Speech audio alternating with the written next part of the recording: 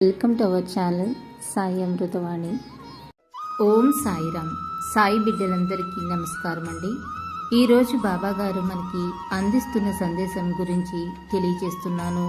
జీవితంలో నిన్ను నీ విలువని గుర్తించిన వారికి చాలా దూరంగా పెట్టిన వారికి ఏదో ఒకరోజు నీ గురించి నిజం తెలిసి ఖచ్చితంగా బాధపడతారు తల్లి. నిజాయితీగా మంచి మనసుతో ఉన్న మీ విలువ ఎప్పటికీ తగ్గదు. మీరు ధైర్యంగా ముందుకెళ్తే నిజమైన వ్యక్తులు మీ జీవితంలో ఉంటారు.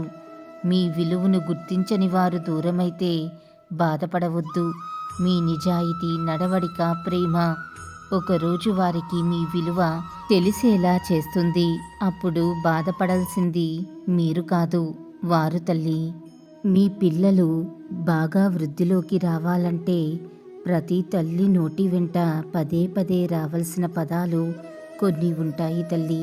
వాటిని మీరు అంటూ ఉండండి. అప్పుడు మీ పిల్లలకి ఎంతో మంచి జరుగుతుంది. ప్రతి తల్లి తన పిల్లలు బాగా చదువుకోవాలని, మంచి ఉద్యోగం తెచ్చుకోవాలని, నలుగురిలో మంచి పేరు తెచ్చుకుని ఉన్నత స్థాయిలో ఉండాలని కోరుకుంటుంది. అమ్మ అన్న మాట ఎంతో గొప్పది. ప్రతి తల్లి తన పిల్లలు వృద్ధిలోకి రావాలని, నలుగురు మెప్పు పొందాలని ఎప్పుడూ కోరుకుంటుంది. తల్లి పాదాలకు నమస్కారం చేయటం అంత గొప్ప పుణ్యకార్యం ఇంకొకటి లేదు. లోకంలో ప్రతి తల్లి తన పిల్లల్ని మనస్ఫూర్తిగా ఆస్వాదించినట్లయితే ఇక ఆ పిల్లలకు తిరుగు ఉండదు. అమ్మ సాక్షాత్తు పరబ్రహ్మ స్వరూపిణి.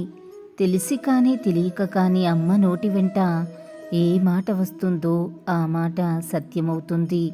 ఒక పిల్లవాడు జీవితమంతా అమ్మ చేసే ఆశీర్వచనంపై ఆధారపడి ఉంటారు. అందుకే అమ్మకి కోపం వచ్చి తిట్టే రోజు ఎప్పటికీ తెచ్చుకోకూడదు. ఒకవేళ తల్లికి పిల్లల మీద ఎంత కోపం వచ్చినా కూడా అప్పుడు కూడా పిల్లలు వృద్ధిలోకి రావాలని ఆశీర్వచనం చెయ్యాలి. తల్లి పిల్లల విషయంలో ఎప్పుడూ శుభమే పలకాలి. ఆ అమ్మకి కోపం వచ్చే ఏ పని కూడా మీరు చెయ్యకూడదు. ఎప్పుడు ఏది చెయ్యాలో అది చెయ్యని వాడిని చూసి అమ్మకు కోపం వస్తుంది. తండ్రికి ఆసరాగా ఉండవలసిన పిల్లవాడు చదువుకుని వృద్ధిలోకి రాకపోతే అమ్మకు కోపం వస్తుంది. అందుకే కొడుకులు ప్రయోజకులు కావాలి. అమ్మను సంతోషపెట్టాలి. సంతోషంగా ఆనందంగా చూసుకోవాలి. అమ్మ లాంటి మాతృమూర్తి వ్యక్తి ఇక మన జీవితంలో మళ్ళీ పొందేటటువంటి వస్తువు కాదు. అమ్మను కలిగి ఉన్నటువంటి వారు అదృష్టవంతుడు, ఐశ్వర్యవంతుడు. అంతటి వాడు ఇంకెవ్వరూ లేరు. ఎందుకంటే అమ్మ ఉంది అంటే ఓదార్పే. అమ్మ ఉంది అంటే నీకు బెంగ లేదని అర్థం. అమ్మకు నమస్కారం పెట్టి పుణ్యం మూట కట్టుకున్నట్లు అమ్మకు ప్రదక్షిణ చేసిన పుణ్యం. అందుకే అమ్మను నిందించరాదు. తెలిసి కానీ తెలియక కానీ తల్లిని ఏమీ కూడా అనకూడదు. అమ్మని అనరాని మాట అనటం అంతకన్నా పాపం వేరేది లేదు. ఈ ప్రపంచంలో దుర్మార్గమైనది కోపం. ఒక అమ్మా నాన్నల కోపం మాత్రమే అమృతం పొంగిన చిలకరింపు. ఎందుకంటే కోపంతో కానీ కసితో కానీ వారికి పిల్లలపై మాటలు రావు. అందుకు ప్రపంచంలో తల్లిని తండ్రిని అర్థం చేసుకోలేని పిల్లలు ఘాతకులు. వారి జన్మకు ప్రయోజనం లేదు. తండ్రి కోపడ్డాడు అంటే కోపం వెనుక ఉన్న ఆర్తిని అర్థం చేసుకోవాలి. తండ్రి ఎప్పుడు తన కోసం కోపడడు. పిల్లలు వృద్ధిలోకి రావాలని కోపడతాడు. ఒకవేళ కోపం చూపించినా ప్రసాదంగా తీసుకోవాల్సిందే. అమ్మా నాన్నల విషయంలో ఆ విధంగా మనం ప్రసాదంగా వాళ్ళ కోపాన్ని తీసుకోవాలి. అందుకే వాళ్ళు ఎంత కోపంలో ఉన్నా వారి నోటి నుండి పిల్లలకు శాపాన్ని కలిగించే మాటలు వాళ్ళకి ఎప్పటికీ రావు. వాళ్ళ హృదయాలు అంత గొప్పవి. పిల్లలు పెద్దవాళ్ళు అయినాక తిరిగి తల్లిదండ్రులకు ఎదురు చెప్పటం, మాట్లాడటం, పెద్దవాళ్ళం అయ్యాం కదా, మీరెవరు కోపగించుకోవడానికి అని అడగటం అంతకన్నా సాహసం ఇంకొకటి లేదు. ఎంత వయసు వచ్చినా తండ్రి తండ్రే, తల్లి తల్లే. వాళ్ళ మాటల్లో తప్పు పట్టడానికి పిల్లలకు ఎటువంటి హక్కు లేనేలేదు. మొదటి దైవస్వరూపం తల్లి. మాతృదేవో భవ అని మొదటగా చెప్పారు. అటువంటి తల్లి ఉన్న వాళ్ళంతా ఎంతో అదృష్టవంతులు. తల్లిని ప్రేమగా చూసే అంతటి పూజ వేరేది లేదు. అంతకన్నా మించిన దైవార్చన ఇంకొకటి లేదు. అంతకన్నా గొప్ప ధర్మం కూడా ఎప్పటికీ లేదు. అందుకే మన పెద్దలు మాతృదేవో భవ, పితృదేవో భవ, ఆచార్య దేవో భవ, అతిథి దేవో భవ అని తల్లికి మొదటి స్థానాన్ని ఇచ్చారు. అమ్మ యొక్క గొప్పతనం పిల్లలందరూ కూడా తెలుసుకోవాలి.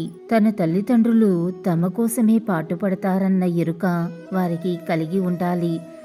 ఎప్పుడు నోటితో దూషించరాదు. తల్లిదండ్రులు ఎప్పుడూ కూడా మీ మంచి కోసమే అంతా ఆలోచించి చేస్తారు. అది మీరు గుర్తించగలగాలి. నేను మీకు ఇక్కడ ఒక చిన్న కథ చెబుతాను. ఇది నిజ జీవితంలో జరిగిన సంఘటన. ఒక ఊరిలో ఒక గొప్ప ధనవంతుడు, పేరుకే ధనవంతుడు, తల్లిని మాత్రం ఎక్కడో వదిలేశాడు. కొన్ని రోజులు గడిచిన తర్వాత అతనుకు ఏ పని చేసినా కూడా నష్టమే వాటిల్లుతుంది. ఎన్నో పూజలు చేశాడు. ఎంతమందో దగ్గరికి వెళ్ళి జ్యోతిష్య శాస్త్రంలో తన జాతకం గురించి చెప్పించుకున్నాడు. ఎన్నో పూజలు చేశాడు, ఎన్నో పరిహారాలు చేశాడు. అయినా కూడా తన జీవితం మారలేదు. కడు దుర్భరంగా తయారయ్యింది. అన్ని పుణ్యక్షేత్రాలను సందర్శించాడు.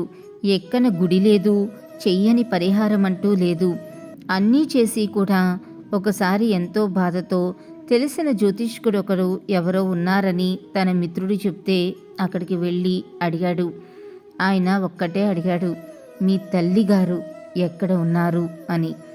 నా మాతృమూర్తి ఎక్కడో ఒక ఊరిలో ఉంది, చాలా దూరంగా ఉంది అని చెప్పగా అతడు ఒకే ఒక్క మాట చెప్పాడు.